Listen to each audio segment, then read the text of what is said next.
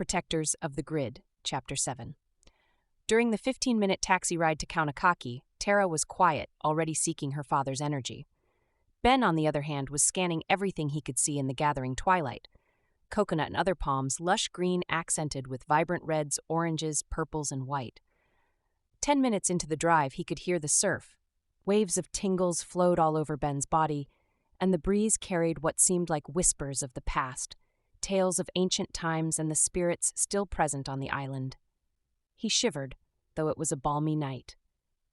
Off to their right, as they headed to the southern edge of the island, clouds hovering above the horizon began to take on color, the slow dance of sunset changing shapes as the colors deepen.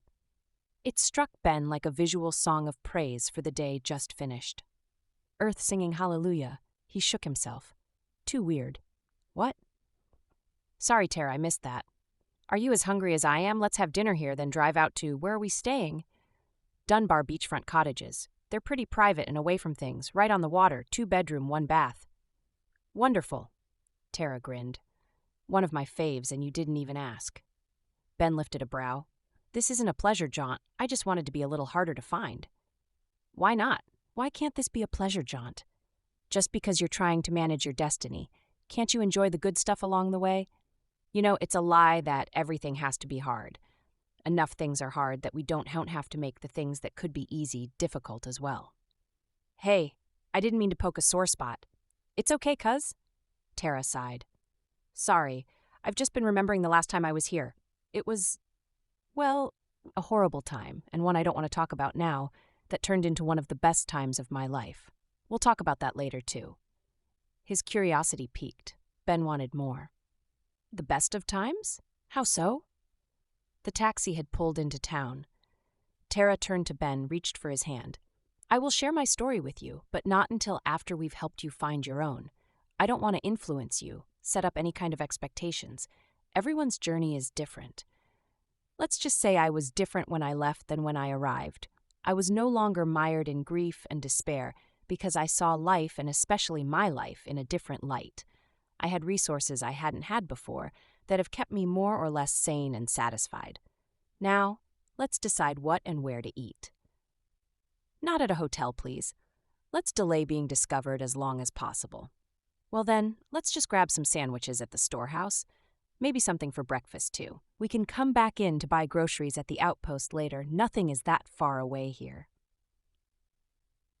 Not even interdimensionally, thought Tara and smiled to herself.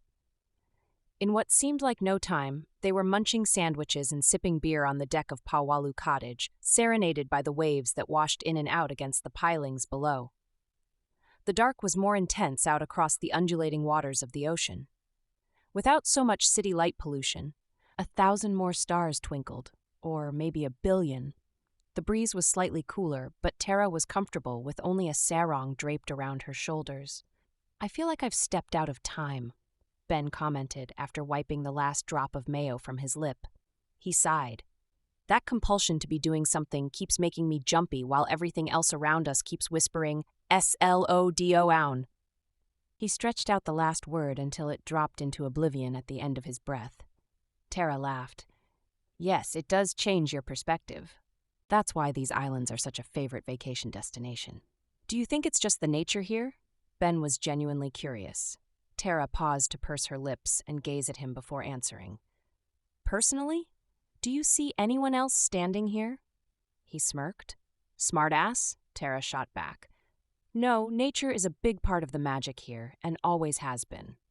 Our people always live in harmony as much as possible with everything around them, nature and people, and part of the reason for that is understanding the hologram. I don't just believe, I know that everything outside us is also, or maybe first, inside us. Huh? You don't know about the hologram? Tara wilted.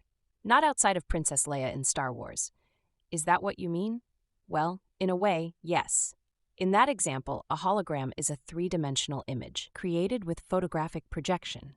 The term is taken from the Greek words holos, whole, and gramma, message. In spiritual terms, it means everything outside us is a projection of something inside us, that everything we see is a sort of agreement to experience life as we know it. Ben snorted. Now you're starting to sound like Catchy. I don't understand any of it. He got up from the picnic table and stomped over to the railing to gaze into the gently surging waters below. "Damn woo-woo," he muttered, but still loud enough for Tara to catch his words. "Maybe you don't have to understand, Ben. Maybe it's so big and complex that we're not supposed to comprehend it. Maybe our minds are not built to. So what's the point of bringing it up? What's the point of even knowing about it? You don't have to understand all the bits and pieces in order to work with it. And working with it is how we heal what's broken, Ben. It's feeling things inside, sensing things outside, learning to trust your inner voice, and to recognize the voices that speak through other means than your ears." Geez, Tara, this sounds like mumbo-jumbo and exactly the kind of weirdness I've tried to avoid. She crossed her arms and glared at him. "Yeah? How's that working for you, Ben? If you hadn't been so damned hard-headed when you had the opportunity to learn from Kachi, you wouldn't be in this jam now. Do you want to learn how to work with the grid or not?" The sound of teeth grinding told Tara the extent of Ben's inner struggle. When he finally spoke again, his voice sounded tired and defeated. "Okay, just damn it all to hell anyway. What do we do next?"